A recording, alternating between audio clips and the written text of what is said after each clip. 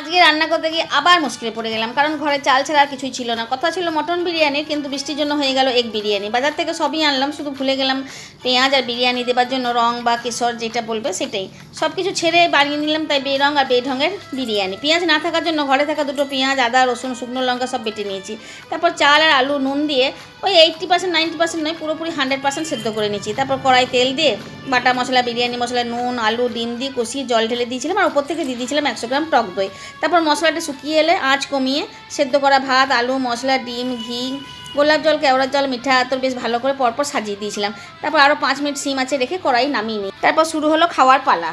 বা অন্য ভিডিওতে বানানো বিরিয়ানির মতন তোমাদের ইন্টারেস্ট নাও লাগতে পারে, তবুও সবার শেষে একটা কথাই বলবো যে জোগাড় না থাকলেও নিজের প্রিয়জনকে ভালো রেঁধে খাওয়ানোর জন্য এই যে চিন্তাটা, সেটাই যে কোনো রান্নাকে ভালো করে।